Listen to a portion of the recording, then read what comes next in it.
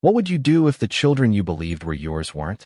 Imagine being Prince Harry, sitting in your Montecito mansion, the California sun filtering softly through the blinds, and in your hand, a letter, one that would shatter your world forever. In that moment, every memory, every laugh, every tender moment you thought you shared with your children suddenly becomes clouded with doubt. The DNA results had arrived. The truth, cold and unyielding, whispered a reality Harry could never have imagined. According to the tests, he was not the biological father of Archie and Lilibet. The shock was instantaneous, a physical weight pressing down on him. Friends later described him collapsing to the floor, clutching the letter as though it were both a lifeline and a curse. This isn't a story about gossip. This isn't a story about tabloids. This is a story about betrayal, heartbreak, and the unimaginable consequences when trust fractures at the deepest levels. In the first few hours after the revelation, Montecito became a stage for private agony and public spectacle. Rumors began to swirl online even before Harry could process what had happened. And Meghan Markle? Her reactions, calculated, emotional, or somewhere in between, only added layers to an already explosive narrative. We need to rewind a little. Because before any DNA tests, before the collapse, before the world even knew what was about to unfold, life in Montecito seemed idyllic. Harry and Meghan were living a life many dreamed of, sunny Californian afternoons, laughter echoing through the halls of their sprawling mansion, charitable events, casual outings. Social media painted a picture of perfection. But behind the smiles, behind the curated Instagram moments, there were whispers, small cracks forming in the foundation. Subtle signs that all was not as it appeared. Friends would later report seeing tension, fleeting moments of unease, unexplained absences, and late-night phone calls that ended abruptly whenever anyone entered the room. When the letter finally arrived, everything changed. The DNA results didn't just pose a personal dilemma. They represented a seismic shockwave that threatened to ripple through every corner of the royal family, the media, and public perception. Harry, who had already been under immense pressure, suddenly found himself navigating a storm more complex than any he had faced before. And yet, he wasn't alone in this. Behind closed doors, advisors, lawyers, and close friends scrambled to assess the fallout. Every conversation, every whispered word, was a puzzle piece in a situation too surreal for most to comprehend. You might wonder, how did it come to this? Why a DNA test, and why now? The answer is entangled in rumors, suspicion, and the relentless scrutiny of public life. Allegedly, certain questions had been raised by insiders, prompting a need for clarity. Was this a precautionary measure? A confrontation with truth? Or something far more calculated, orchestrated from the shadows of a complex personal and familial web? Whatever the motive, the result was undeniable. The reality Harry had held onto for years was suddenly thrown into question. In Montecito, the world outside seemed oblivious at first. Birds chirped, palm trees swayed in gentle breezes, and life continued as usual. But inside the mansion, time seemed to warp. Minutes stretched into hours, each one heavy with disbelief, fear, and a rising tide of anger. Harry, known for his composure in public, was completely unmoored. This wasn't just a revelation. It was a rupture in the very fabric of his reality. Friends described him as being pale, shaking, and muttering to himself, a man grappling with an unfathomable betrayal. In Meghan's role, observers are divided. Some claim she was consoling him, holding him through the shock. Others suggest her reaction was more complex, hinting at layers of tension yet to be revealed. Meanwhile, the public's fascination with the royal family ensured that any leak, any hint of news, would explode online within minutes. In the hours following the letter's delivery, whispers became headlines. Social media erupted with speculation, with pundits analyzing every gesture, every facial expression. Rumors spread like wildfire. Debates over Meghan's influence, the timing of the test, the identity of the biological father, and the potential implications for royal succession. Suddenly, a private moment of devastation was transformed into a global spectacle. But what makes this story even more gripping isn't just the shock of the DNA test itself. It's the human element. Harry, like any parent, is confronted not only with a scientific fact, but with an emotional reality that is almost impossible to articulate. Questions swirl. What does this mean for the bond he shares with Archie and Lilibet? How does one reconcile love for children with the revelation that they may not share your blood? And how do you process this publicly, knowing millions are watching, judging, and dissecting your every reaction? As we explore this story, we will delve into every angle. The moments leading up to the revelation, the emotional collapse, Meghan's possible role, the palace's reaction, the media frenzy, and the broader implications for Harry, his children, and the royal legacy. We'll uncover shocking insider accounts, surprising facts, and emotional contradictions that paint a picture far more complex than any headline could convey. Imagine Harry, alone in Montecito, pacing through sunlit rooms that suddenly feel suffocating. He remembers the first time he held Archie, the soft laughter of a baby echoing in his ears. He recalls the way Lilibet's tiny fingers wrapped around his thumb, a connection so natural it seemed unbreakable. And now, every memory is tinged with doubt, every smile shadowed by the possibility that the bond he cherished may not be what it seemed. Friends describe him as haunted, torn between outrage and heartbreak, struggling to reconcile love with betrayal. The story isn't just about shock. It's about the intricate dance between personal devastation and public perception. Harry's friends worry about his health, his mental state, his ability to cope with the relentless scrutiny. Meanwhile, the media and public are poised to dissect every action, every reaction, every word. The tension between private grief and public spectacle creates a pressure cooker of emotional intensity.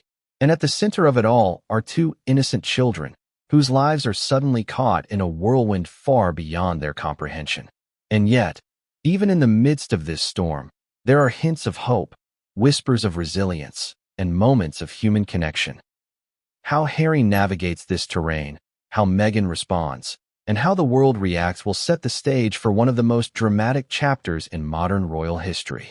Every revelation, every conversation, every action will ripple outward, leaving lasting consequences not just for Harry and Meghan, but for the royal family and public perception worldwide. By the time the DNA results were fully digested, the situation had evolved into a multi-layered crisis. Friends, advisors, and insiders describe a flurry of activity: emergency calls, legal consultations, private meetings, and emotional interventions. Harry, once known for his calm decisiveness, is now at the mercy of events beyond his control. And yet, even in this chaos, a thread of determination emerges. How he will respond, what choices he will make, and how this revelation will reshape his life and his family remains uncertain. So, as we begin this story, we invite you to consider: how would you react if everything you believed about your family, your children, your life, was suddenly called into question? How do you process betrayal, heartbreak, and public scrutiny all at once? And most importantly, what comes next for a man whose life has always been under a microscope, and who now faces a reality more shocking than anything the public could imagine? Because the DNA results were just the beginning. The reactions, the secrets, the hidden truths yet to emerge will take us on a journey through betrayal, resilience, and scandal, a journey that begins in the sun-drenched quiet of Montecito and spirals outward into a storm no one saw coming. And as the first cracks of this revelation spread, one question remains at the center of it all: who is the real father? And how will Harry survive the answer? Just days before the world would shatter Harry's reality, life in Montecito appeared, on the surface, almost blissful. The sun draped the sprawling mansion in golden light. The ocean breeze carried a sense of calm through the palm trees, and birdsong seemed to underscore a picture-perfect life. For a casual observer, Harry and Meghan were living the dream: charity events, carefully curated Instagram moments, and weekend strolls along secluded beaches. Yet, beneath the surface, something was off. Those closest to the couple had started to notice small cracks in the facade, tiny fissures that hinted at a tension no amount of social media glamour could hide.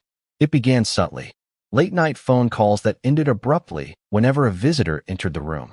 Moments of Harry staring out the window, lost in thought, a shadow of concern clouding his features. Meghan's laughter, which once rang freely through the halls, seemed tinged with caution, as though she were measuring every word and gesture. Friends described a quiet unease, a tension that existed even amidst laughter and sunshine. These were not the moments of drama for public consumption, but glimpses into a relationship quietly under strain. Some insiders suggest that the seeds of worry were planted months earlier, during private conversations with friends and advisors. Harry had begun confiding about feelings of isolation, about the weight of expectations, both as a father and as a former royal.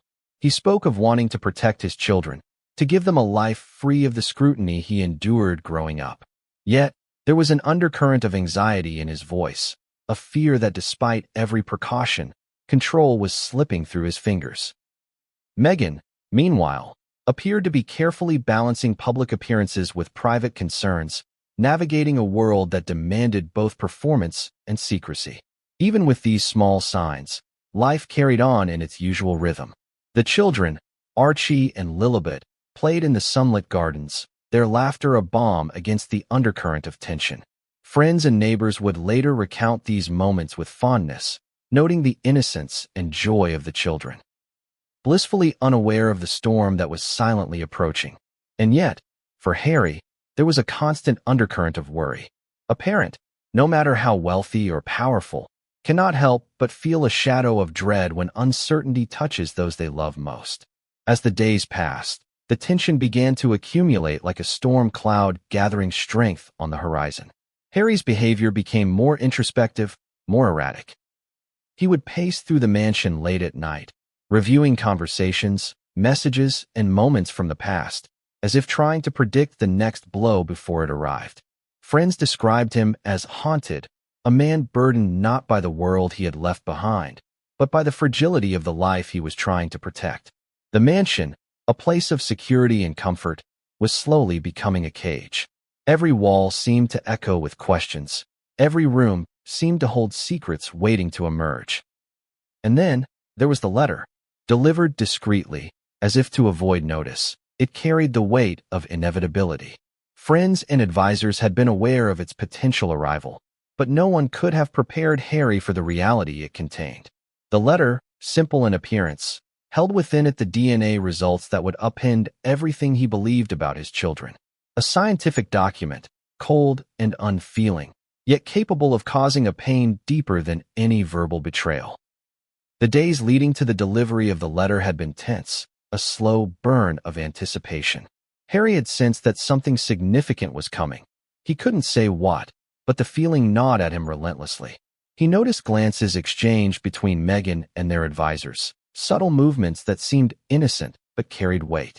In retrospect, these moments were the first whispers of a storm that would soon engulf them all. On the morning the letter arrived, the mansion was quiet. The air carried the scent of the ocean, mingled with the faint aroma of coffee from the kitchen. Harry opened the envelope with trembling hands, unaware that a single piece of paper could alter the course of his life so dramatically. As he read the results, his world tilted on its axis. The truth was undeniable. He was not the biological father of Archie and Lilibet. The impact was immediate. Harry collapsed onto the floor, clutching the letter as if it were a lifeline. Time seemed to distort around him. The sunbeams through the blinds took on an almost ethereal quality. The distant sound of waves crashing against the shore became muffled, distant. He was alone with the weight of revelation, a man grappling with betrayal, confusion, and heartbreak all at once.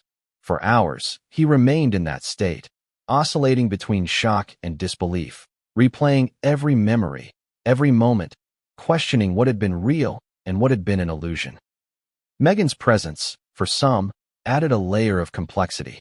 Friends report that she remained calm, composed, and even supportive, but there were subtle cues that suggested deeper dynamics at play.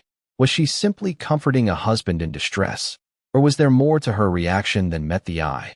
These questions would later fuel speculation, conspiracy theories, and intense media scrutiny, but at that moment, the focus was squarely on Harry's struggle to process the unthinkable. Outside the mansion, the world remained blissfully unaware. Montecito, with its manicured lawns and serene beaches, continued in quiet splendor, oblivious to the human drama unfolding within one of its grandest homes. Yet, even in isolation, the impact of the revelation was unstoppable. Information would inevitably leak. Observers speculated that the media storm that followed could rival any royal scandal in history. The combination of public curiosity, celebrity culture, and the enduring fascination with the royal family created a perfect storm for headlines, social media speculation, and endless commentary. And yet, amidst the chaos, Harry's focus remained internal. He replayed moments of tenderness with his children, moments he had assumed were unbreakable bonds. The laughter of Archie, the curiosity of Lilibet, the quiet evenings reading stories. All now shadowed by the knowledge of a biological truth that seemed impossible to reconcile with love. Could a bond forged through care, affection, and presence be invalidated by science alone? Could love survive the revelation that biology told a different story? These questions tore at him relentlessly, forming an emotional labyrinth with no easy exit. It is here, in these quiet, agonizing moments, that the first real cracks in the narrative appear. Friends, advisors, and even Meghan's associates would later describe Harry as a man on the edge, teetering between despair and the need to act. There was a sense of inevitability, a feeling that once this truth had been revealed, nothing could ever be the same. Every decision, every word, every gesture would now carry the weight of public scrutiny and personal pain. The calm before the storm had ended. The mansion, once a sanctuary, became a stage for private anguish. The children remained blissfully unaware of the seismic shift, their innocence a stark contrast to the adult world of betrayal and revelation that had suddenly enveloped them. And outside, the world would soon demand answers, explanations, and accountability. Friends and advisors worked tirelessly to prepare Harry for the inevitable public reaction, but even they knew that the personal toll could not be mitigated. The story of Montecito in those days is a story of tension, anticipation, and the fragile balance between private life and public scrutiny. Every detail mattered. The timing of conversations, the subtleties of body language, the unspoken words exchanged in corridors and rooms. Each moment built upon the last, creating a perfect storm that would soon erupt. And as the first news of the DNA results began to circulate, one question lingered in every mind. How would Harry cope, and what would come next for the family he cherished above all else? The envelope sat on the polished mahogany table like an unassuming harbinger of devastation. Harry had stared at it for what felt like an eternity, the seal intact, yet screaming inevitability. He knew, in that deep, hollow place inside, that this letter could redefine everything he thought he knew about his children, about Meghan, about his own life. When he finally broke the seal, his eyes fell on the sterile words typed neatly across the page. DNA results confirmed. He was not the biological father of Archie and Lilibet. At first, disbelief. Harry reread the lines, each repetition feeling simultaneously clearer and more surreal. How could this be? He had held Archie as a newborn, cradled Lilibet in his arms, whispered bedtime stories into the quiet of their Montecito home. Every kiss, every hug, every sleepless night suddenly carried an undercurrent of doubt. The science, cold and unyielding, told a story his heart refused to accept. Friends and insiders described the moment as instantaneous chaos. Harry, a man who had always carried himself with measured composure, collapsed to the floor, the paper trembling in his hands. It was as if gravity itself had intensified, pulling him down into a whirlpool of shock, disbelief, and heartbreak. Meghan rushed to his side, her reaction a mix of concern, calculated calm, and subtle tension, an emotional cocktail that only added layers to the unfolding drama. Did she already know? Or was she as blindsided as Harry? The questions burned hotter than the sun streaming through the Montecito windows. The letter wasn't just a revelation, it was a catalyst. Friends reported that the first hour was a blur. Harry alternated between staring blankly at the walls, pacing the marble floors, and muttering to himself in a voice he barely recognized. How? Why? He whispered repeatedly, as if the universe would respond with clarity. The children played in the adjacent room, unaware of the seismic emotional shift happening just steps away. The innocence of Archie and Lilibet contrasted violently with the storm raging within the man who had promised to protect them. Even as the initial shock hit, practical considerations began to take shape. Legal counsel was contacted immediately, though Harry didn't yet have the mental space to process what these revelations meant for custody, family law, or his public image. Advisors scrambled to contain the situation, understanding the delicate balance between private grief and public scrutiny. The world, after all, had an insatiable appetite for royal drama. Every gesture, every reaction would be dissected, and in a matter of hours, the private pain would become global spectacle. The timing couldn't have been worse. Just days prior, the couple had been photographed attending charity events, their smiles flawless, their interactions seemingly normal. Social media had celebrated them as the modern embodiment of family bliss. Now, all of that facade threatened to crumble. Sources suggest that the anticipation of this DNA confirmation had been quietly building in the background for months. But what made the story more complicated wasn't just the science. It was the emotional, social, and political web surrounding the couple. Harry, after all, was not merely any father.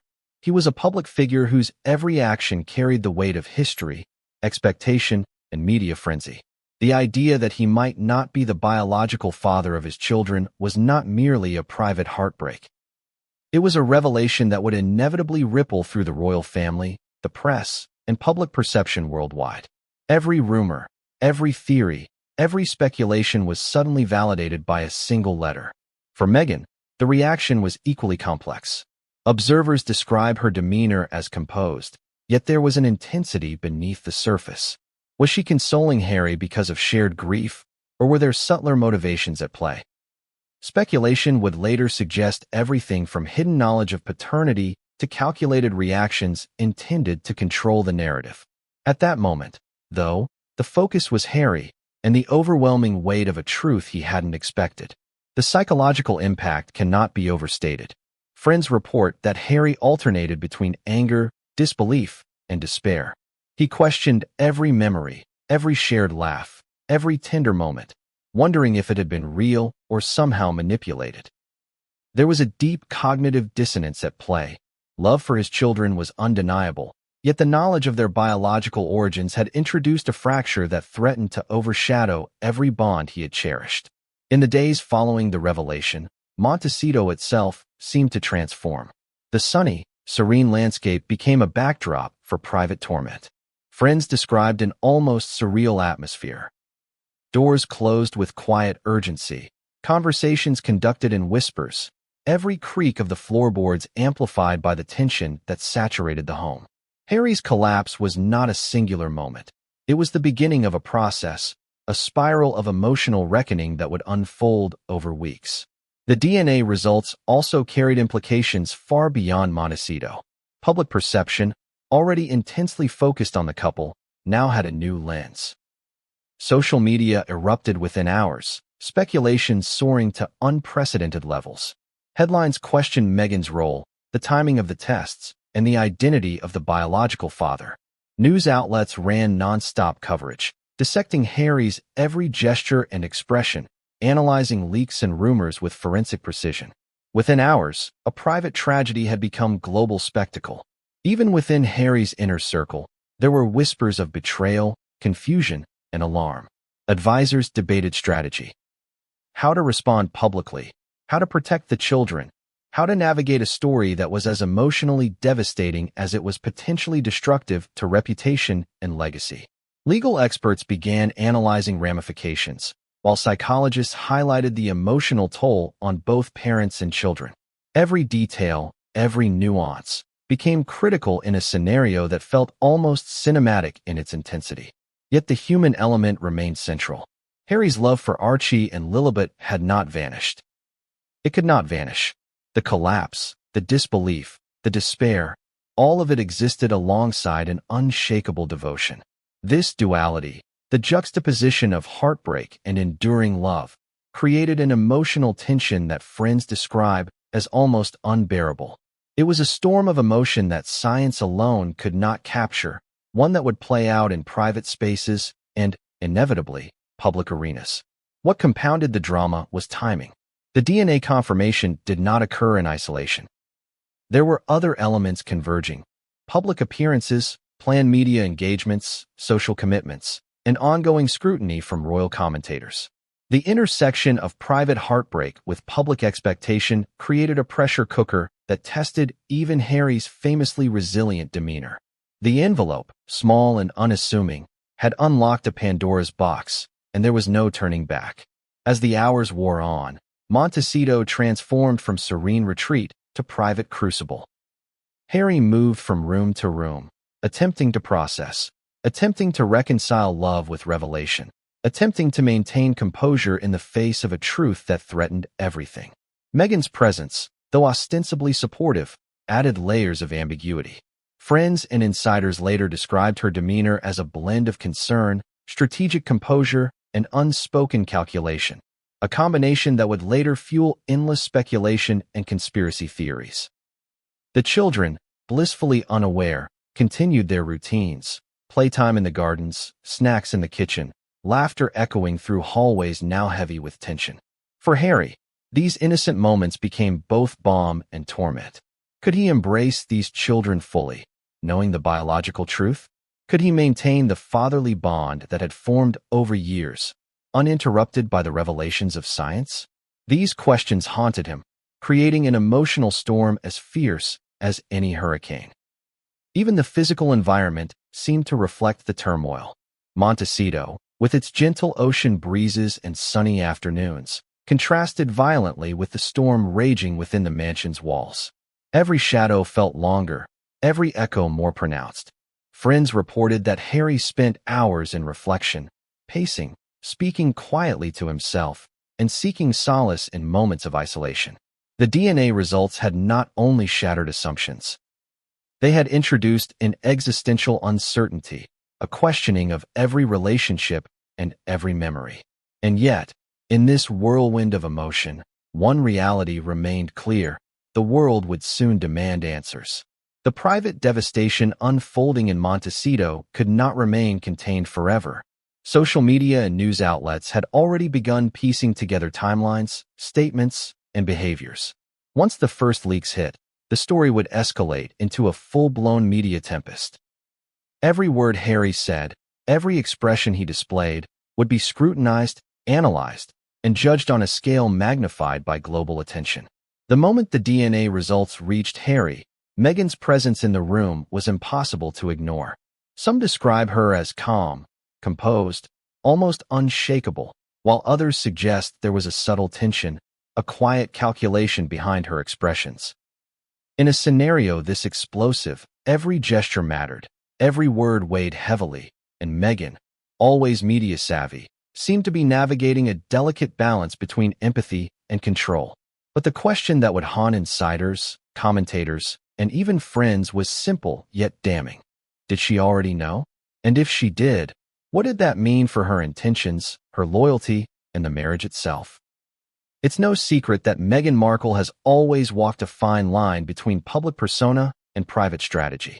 From the beginning of her relationship with Harry, she was aware that every interaction, every choice, every word could be dissected by the world. Friends close to her describe a woman both fiercely protective of her family and exceptionally strategic in her navigation of public life. And now, with the DNA revelation, that duality became central. Some saw her as a steadfast partner, standing beside a husband in turmoil. Others interpreted her reactions through a lens of suspicion, questioning whether her calm exterior masked knowledge, manipulation, or a carefully measured response designed to control the narrative. The first hours after Harry's collapse were tense. Meghan reportedly moved through the mansion with quiet determination, orchestrating support from friends and advisors, managing the household, and simultaneously monitoring any possible leaks to the press. She comforted Harry, yes, but she also seemed aware that the optics of the situation were critical. Every gesture mattered. A hug could be perceived as genuine empathy, or, in the eyes of an ever-watchful public, a calculated performance. A whispered word of reassurance could be seen as intimacy or manipulation. and in the complex world they inhabited, the distinction was never clear. Insiders recount moments that, on the surface, seemed ordinary. Meghan sitting with Harry in the living room, holding his hand, speaking softly to calm him. But beneath these gestures, there were subtle signals, glances at her phone, quick conversations with advisors in private, carefully measured pauses before responding to Harry's questions. For some, these behaviors indicated nothing more than a woman managing a crisis. For others, they suggested a more calculated approach, a careful orchestration of events to ensure that she remained in control of the narrative, both privately and publicly. Adding to the speculation were Meghan's interactions with friends and confidants during this period. Reports suggest that she reached out to a network of allies, seeking counsel, reassurance, and perhaps confirmation of her own position. Was this typical behavior for someone facing a family crisis? Absolutely. But when viewed against the backdrop of past controversies, media scrutiny, and royal tension, the optics were explosive. Every phone call, every text message, became fodder for rumors, with observers dissecting the timeline for clues about her awareness, her intentions, and her influence over Harry. The psychological dimension of Meghan's role cannot be understated. In moments of extreme stress, people respond in a variety of ways. Some retreat, some panic, some act decisively. Meghan, according to multiple sources, leaned into control. She maintained an emotional steadiness that contrasted sharply with Harry's visible turmoil. Friends describe him as shattered, pacing, muttering, unable to reconcile his love for his children with the revelation that biology told a different story. Meghan, meanwhile, seemed to be navigating multiple layers of reality. Comforting a husband, protecting the children, managing advisors, and anticipating the eventual public scrutiny that was inevitable once the story leaked. And then there were the conversations with Harry himself. Though private, insiders report that these discussions were intense, emotionally charged, and fraught with tension. Harry, overwhelmed by grief and betrayal, reportedly demanded answers, sought reassurance, and questioned every past memory. Meghan, in turn, is said to have provided both comfort and explanation, though the clarity of her responses is debated. Did she know the truth in advance? Was she withholding information? Or was her role simply that of a partner trying to manage a situation spiraling out of control? The truth is complex, layered, and obscured by both emotion and perception. Social media and public reaction only heightened the drama. Leaks began circulating within hours, and though Meghan and Harry remained in Montecito, the world began to speculate. Online, conspiracy theories flourished, questions about Meghan's influence, potential hidden knowledge, and even claims of orchestration. News outlets dissected her every movement, scrutinized every gesture, and projected motivations that may or may not have existed. And while these narratives swirled externally, the private reality inside the mansion was far more intricate, emotional, and human than any headline could capture. One particularly striking element of Meghan's behavior, according to insiders, was her management of the children. Archie and Lilibet were shielded from the immediate revelation, with Meghan and Harry working together to preserve as much normalcy as possible. Yet, even in these protective gestures, there was tension. Each decision about what to say, how to act, and when to disclose information carried immense weight. A misstep could not only harm the children, but also escalate the unfolding crisis. Meghan, accustomed to navigating scrutiny, reportedly handled these interactions with a calculated mix of empathy and caution, walking a line between parent and crisis manager. Friends also note that Meghan's relationship with advisors became a focal point during this period. She reportedly consulted legal experts, media consultants, and close confidants in a flurry of meetings that lasted late into the night. The goal, insiders say, was twofold. First, to protect Harry and the children. Second, to manage the narrative, anticipating how the DNA revelation would eventually leak, and ensuring that Meghan's own position remained secure. The layers of planning, foresight, and emotional intelligence displayed were remarkable, but also fueled speculation that there might have been prior knowledge or a strategic dimension to her actions.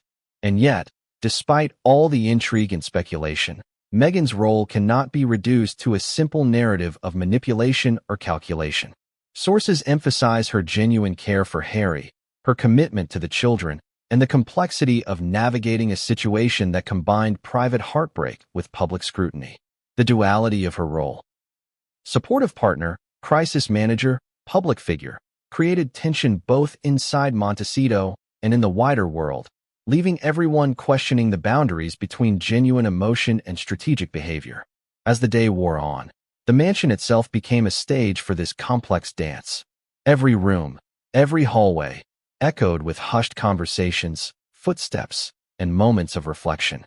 Harry, emotionally raw and shaken, oscillated between despair and the need to act. Meghan, calm and composed, facilitated meetings, monitored communications, and sought to maintain a sense of control amid chaos. It was a delicate, high-stakes balancing act, one that demanded both emotional intelligence and strategic foresight. The narrative surrounding Meghan's role would, inevitably, become a focal point for global speculation. Was she an ally, providing unwavering support to a husband in crisis? Or was there a hidden agenda, a layer of calculation designed to shape the unfolding events in her favor? The answer, like so many elements of this scandal, was complex, elusive, and dependent on perspective. For some, Meghan's behavior was exemplary, a model of strength and resilience. For others, it raised uncomfortable questions about intention, awareness, and influence. The human dimension remained at the center. Harry, despite the turmoil, had to navigate his own emotions, protect his children, and process a betrayal that defied comprehension. Meghan's role, as ally or orchestrator, or perhaps both, added layers of complexity to an already overwhelming situation. Every word exchanged, every gesture made, every decision taken was magnified, scrutinized, and interpreted through a lens of both love and suspicion. And as night fell over Montecito, with shadows stretching across sun-drenched gardens, one reality became painfully clear. The DNA revelation was only the beginning. Meghan's presence, her reactions, and her influence would continue to shape events in ways that were unpredictable, emotional, and potentially explosive. While Montecito was engulfed in private chaos, the news, or at least the first hints of it, was already reaching the walls of Buckingham Palace. The DNA revelation sent ripples through the royal family, igniting shock, disbelief, and a torrent of strategic deliberations. Inside the palace, emotions were a complex cocktail: loyalty, worry, and simmering frustration intermingled with concern for the children. For the royals, this was not merely a private matter. It was a potential crisis with global ramifications. Sources close to the palace described the initial reactions as stunned silence. Advisors and family members convened in private chambers, whispering in tight clusters, exchanging fragments of information as they attempted to process what had been confirmed or what was rumored. The idea that Harry might not be the biological father of Archie and Lilibet was almost unimaginable, a concept that seemed to collide with decades of royal tradition and expectation. Some senior aides reportedly struggled to reconcile the emotional reality with the potential public fallout. For King Charles, the revelation carried layers of complexity. On one hand, there was concern for Harry, his son, and the shock he was experiencing thousands of miles away in California. On the other, there was the delicate matter of public perception and the stability of the monarchy. Insiders described Charles as both protective and pragmatic, acutely aware that any misstep in response could escalate media frenzy, undermine royal credibility, or inflame public speculation. He convened emergency briefings with senior advisors, legal experts, and palace communications staff to assess the situation. Every word, every action, had to be measured against potential fallout that would reach global audiences within hours. Queen Camilla's reaction was reportedly similar, a mixture of empathy for Harry's distress and strategic concern for the monarchy's image. The palace hierarchy, steeped in centuries of protocol, was suddenly faced with a scenario that no manual could prepare for: a former royal's private life colliding catastrophically with public expectation. Questions arose. How should the family respond? Should they issue a statement? Should they wait until all facts were confirmed? And what of Meghan? Her role, as always, was scrutinized with intense scrutiny, each action dissected for potential motive, influence, or narrative control. Insider accounts also reveal the reactions of other family members, including Prince William and Princess Anne. Some sources suggest shock and disbelief, coupled with a determination to maintain stability. Others hint at simmering frustration, particularly at the timing and secrecy surrounding the revelation. Harry's decisions, his choices to test DNA quietly in Montecito, and Meghan's role in managing the situation were discussed, debated, and, in some cases, quietly criticized. Royal aides described the conversations as tense, emotionally charged, and laden with concern about how the unfolding story might affect public perception of the family as a whole. At the same time, palace communications teams began contingency planning. What if the story leaked prematurely? How would social media react? How could they mitigate potential damage to the family's image, while also acknowledging the personal tragedy? Every possible scenario was considered. Press conferences, controlled statements, or even complete silence. There was no precedent for a situation like this. DNA revelations about grandchildren of the monarch, confirmed outside of traditional channels, had never occurred.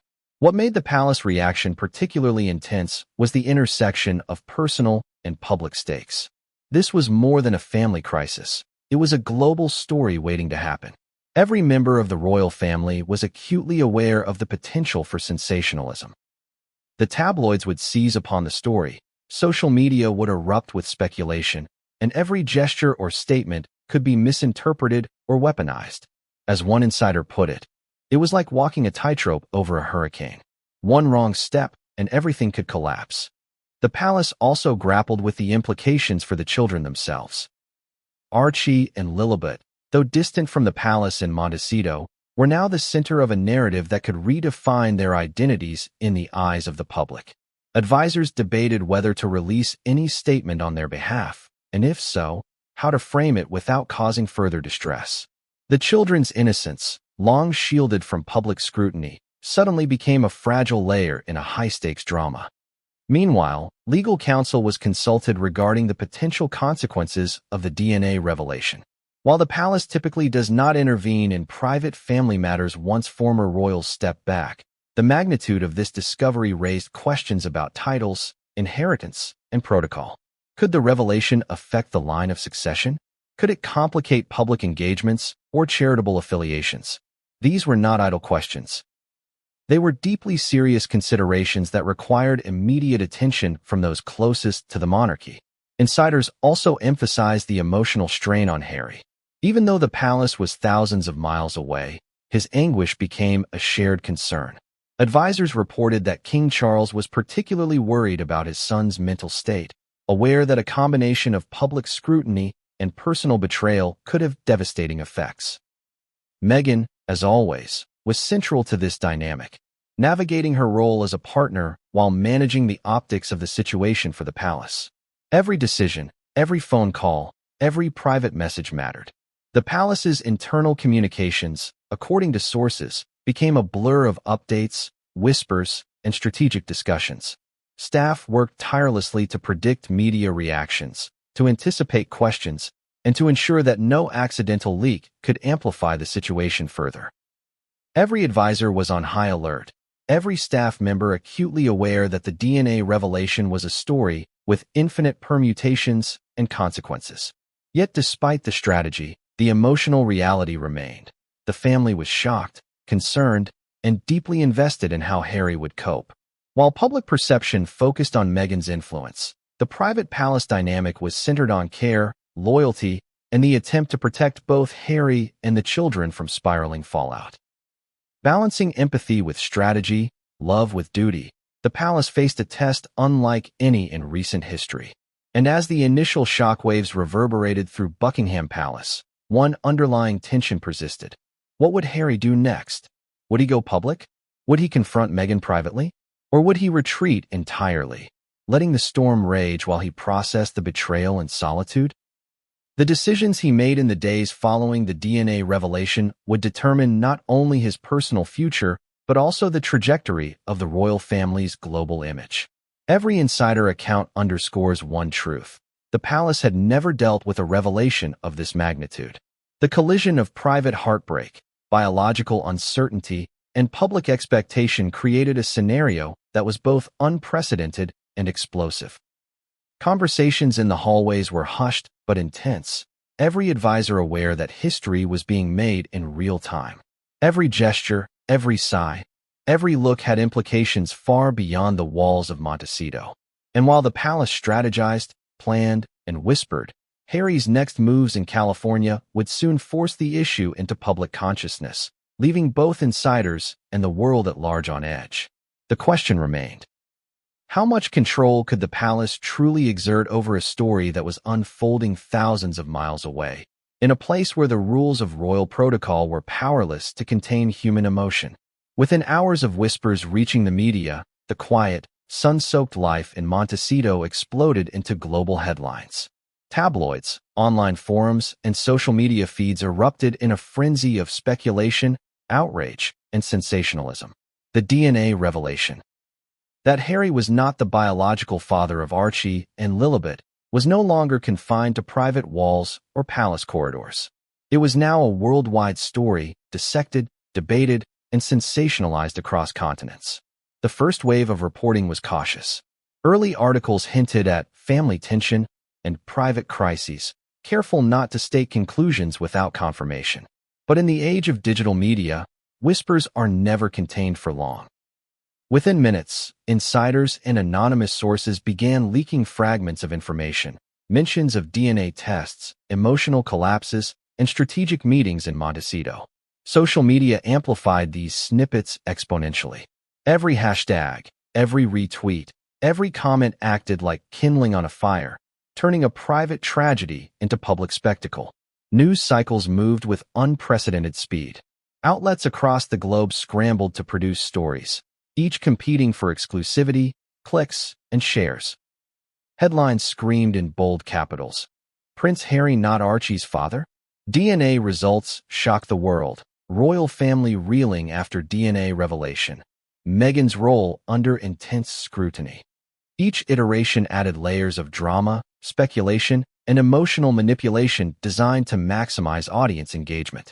Even reputable news organizations found themselves pulled into a whirlwind, balancing responsible reporting with the undeniable pull of the story's shock value. Meanwhile, social media platforms became arenas for debate, accusation, and rumor. Fans and critics alike weighed in, dissecting photographs, reading facial expressions, and speculating about hidden motives. Influencers and celebrities joined the conversation, sharing opinions, reactions, and memes. The viral nature of the story made it impossible to control, with each day bringing new interpretations, theories, and conspiracy narratives. The story that began as a private letter had become a public phenomenon, with consequences that no one could have predicted. Journalists and media insiders report that the story had a unique hook. It combined elements of celebrity scandal, royal intrigue, and shocking family betrayal. The DNA revelation was headline gold. But what made it even more irresistible was the personal drama unfolding behind the scenes. Harry's emotional collapse, Meghan's complex role, and the royal family's carefully calculated responses. The media narrative almost wrote itself, offering endless angles for discussion, analysis, and controversy. Television networks quickly jumped on the story, producing rolling coverage that analyzed every aspect in exhaustive detail. Experts in royal protocol, psychology, and genetics were brought in to comment. Each segment sought to explain, predict, and contextualize the unfolding drama. Viewers were treated to visual timelines, maps of Montecito, recreations of palace corridors, and speculative commentary about Meghan's influence. While much of this coverage relied on conjecture, the intensity of the reporting reinforced the gravity of the revelation, creating a sense of immediacy and personal involvement for audiences worldwide. The public reaction was polarized. Some expressed sympathy for Harry, viewing him as a tragic figure caught in circumstances beyond his control. Others directed suspicion or criticism toward Meghan, questioning her knowledge, her motives, or the timing of the tests. Discussion boards overflowed with intense debates about morality, loyalty, and parenthood. The intensity of engagement turned the story into a global conversation that transcended traditional media, with every new detail being dissected in real time. Even the children, innocent and unaware in Montecito, were now central to a media storm. Reports speculated about how they would be affected, whether their privacy was being violated, and how the revelation would influence their identities. The story became as much about the emotional and psychological ramifications for the family as about the biological facts themselves. Media outlets explored every possible angle, from custody implications to potential royal fallout, ensuring that the story remained front-page news for weeks. Amid this frenzy, advisors and public relations experts were working overtime. Harry and Meghan's team faced the impossible challenge of navigating the story's virality while maintaining some semblance of privacy. Draft statements were written, interviews considered, and legal options evaluated. The balance was delicate. Too much public engagement risked further scrutiny and speculation. Too little risked letting false narratives dominate. Every message had to be calibrated for maximum clarity, empathy, and strategic effect. Insiders also noted the psychological toll of the media storm. Harry, already reeling from the personal shock, had to contend with relentless public scrutiny. Friends describe him as exhausted, guarded, and emotionally fragile, constantly aware that every move could be amplified and misinterpreted. Meghan, too, had to navigate this dual reality. Supporting her husband, protecting their children, and managing a global narrative that she could not fully control. The weight of expectation, both personal and public, created an environment of near-constant pressure. Some of the most explosive media moments came from leaked commentary and anonymous sources claiming insider knowledge. Stories circulated about the DNA test's timing, secret consultations with medical professionals, and even hypothetical speculation about the biological father. Each new leak added fuel to the fire, reinforcing the sense that the story was spiraling out of control. The viral cycle of rumor, amplification, and commentary created a feedback loop, intensifying public fascination and global attention. The palace, now fully aware of the story's scale, prepared for the inevitable questions. Communications staff coordinated responses, social media teams monitored viral trends, and legal advisors assessed potential risks. Yet, even with meticulous planning, the pace of coverage was overwhelming. By the second day, the DNA revelation had become a trending topic worldwide, dominating news feeds, headlines, and discussion forums. There was no precedent for such an explosive private revelation going public with this speed, and every royal advisor understood that the narrative would not be easily contained. As the media storm intensified, the human element remained central. Harry's emotional state, Meghan's carefully measured presence, and the children's innocence created a tension that reporters and commentators could not ignore. Emotional beats became news hooks, and personal relationships were scrutinized with a level of intensity usually reserved for scripted drama. The public's appetite for both scandal and empathy fueled relentless coverage, making Montecito and the palace the epicenters of a global spectacle. Observers also noted the emergence of international angles. Media outlets in Europe, North America, Asia, and Australia produced localized coverage, each framing the story in a context that resonated with their audiences. Commentary varied from sympathetic to critical, from speculative to sensationalized, creating a multi-layered media ecosystem in which the narrative evolved constantly. No single version of events dominated. Instead, the story became a complex mosaic of perspectives, rumors, and analysis. Despite the intensity of coverage, one thing remained clear. The DNA revelation had transcended private boundaries. What began as a letter in Montecito was now a global event, affecting not only the immediate family, but also the perception of the royal institution, the couple's public image, and the broader narrative of celebrity, family, and trust. Every tweet, every article, every broadcast was a reminder that personal tragedy had become public spectacle, and there was no turning back.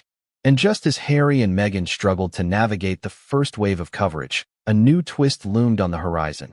An unexpected leak from someone close to the palace that threatened to escalate the media frenzy even further. This development would test loyalties, challenge assumptions, and forced decisions that neither Harry nor Meghan could have anticipated. It was one thing to collapse behind closed doors in Montecito, surrounded by familiar walls and the comfort of privacy. It was another entirely to face the world, the paparazzi, and a public already abuzz with speculation. Yet, within days of the DNA revelation, Harry found himself caught in a maelstrom he could neither escape nor control. The emotional weight that had threatened to overwhelm him in private now manifested in public, leaving friends, advisors, and observers stunned. The incident occurred at a local charity event, a cause Harry had supported for years. On paper, it was a routine appearance, speeches prepared, interactions planned, and the usual mix of photo ops and interviews. But beneath the surface, Harry was a man in turmoil. The letter confirming that he was not the biological father of Archie and Lilibet still burned in his mind. Every word he had read, every memory he had cherished, collided violently with the love he felt for his children. Friends would later describe him as walking into the event like a man navigating a storm, trying desperately to hold the pieces together. Observers immediately noticed subtle changes in his demeanor. His normally confident stride was replaced by tentative steps. Smiles appeared forced, eyes darting as though searching for escape. He spoke in clipped sentences, pauses growing longer and more frequent, and there were moments when he seemed almost frozen, caught between grief and disbelief. Those closest to him knew the collapse was imminent. And then it happened. In the middle of a brief conversation with an event organizer, Harry's knees buckled. He leaned on the nearest table for support, his hand clutching at a folder he had brought for notes, as though it could anchor him to reality. The room went quiet, the murmurs of attendees fading into stunned silence. Security and staff rushed forward, gently guiding him to a nearby chair while trying to maintain a semblance of composure in front of onlookers. The collapse was sudden, raw, and undeniable, a public manifestation of the private agony he had carried alone. Immediate concern swept through the crowd. Some guests reached out instinctively, offering support, while others whispered among themselves, shocked by the intensity of the display. Photographers, sensing a historic moment, hovered just beyond the threshold of propriety, capturing the expressions, gestures, and subtle tremors that told the story of a man grappling with unimaginable pain. Social media would later erupt with images and short clips, amplifying the event into a viral sensation within hours. Harry's team acted quickly to manage both his physical and emotional state. Advisors guided him to a private room, ensured he had water, and spoke in soothing tones to stabilize his breathing. Psychologists, already on standby after the initial revelation, assessed his condition, noting signs of acute stress, emotional exhaustion, and what they described as a profound sense of betrayal. The combination of private trauma and public exposure had created a psychological perfect storm. Insiders recount Harry's emotional state as oscillating between disbelief, anger, and despair. At one point, he reportedly muttered under his breath, "I can't believe this, not them, not my kids." His words, though fragmented, reflected the core tension tearing through him. The incongruence between love and biology, presence and inheritance, devotion and betrayal. Friends and advisors tried to reassure him, emphasizing that love could not be undone by science. But even their words struggled to penetrate the fog of shock and heartache enveloping him. The public nature of the collapse added layers of complexity. For someone who had spent years attempting to navigate fame, scrutiny, and royal expectations, the act of visibly breaking down in front of strangers and cameras was both terrifying and inevitable. Analysts later suggested that the intensity of emotion he displayed was compounded by the pressure to maintain composure for the sake of appearances. Every public event had become a test of emotional resilience, and on this day, the weight proved too great. Social media exploded almost immediately. Clips of Harry's collapse circulated, generating millions of views within hours. Commentary ranged from sympathy to criticism, analysis to speculation. Hashtags began trending worldwide, with viewers debating the implications, questioning Meghan's involvement, and speculating about the future of the family. The incident blurred the line between personal grief and public spectacle, transforming a deeply private moment into global conversation. Meghan's role during the collapse was also scrutinized. Observers described her as composed, yet supportive, guiding staff and reassuring Harry in soft, measured tones. Some praised her calmness as a demonstration of strength and empathy. Others interpreted it as calculated, questioning whether she was consciously managing optics while allowing Harry to express his anguish. Whether intentional or instinctive, her presence was undeniably central, influencing both Harry's emotional trajectory and the narrative that would unfold in the media. The psychological toll on Harry was profound. Friends reported sleepless nights, moments of tearful reflection, and an inability to process daily life without the shadow of the revelation looming over him. Even ordinary interactions, conversations with friends, phone calls with advisors, or reading messages from loved ones, were colored by heightened sensitivity. He oscillated between bursts of energy and deep emotional withdrawal, a pattern common among individuals grappling with acute personal trauma. The incident also triggered logistical challenges. Event coordinators had to manage attendees, media teams scrambled to assess the situation, and security measures were adjusted to ensure both Harry's privacy and safety. Behind the scenes, aides worked tirelessly to coordinate support, anticipate future public appearances, and ensure that the narrative remained as controlled as possible, given the viral nature of the collapse. Yet, even amid chaos, one truth remained clear. The love Harry felt for Archie and Lilibet had not diminished. Despite the biological revelation, his devotion was unwavering. The collapse was not a rejection of fatherhood, but an expression of the profound emotional conflict created by the incongruence between science and lived experience. Analysts later emphasized that this tension between identity, expectation, and emotional attachment was at the heart of the public's fascination with the event. As the day ended, Montecito's mansion was quiet once more, yet the reverberations of Harry's public collapse were far from over. The media frenzy intensified, the palace monitored global reactions, and advisors prepared for a cascade of follow-up questions, leaks, and interpretations.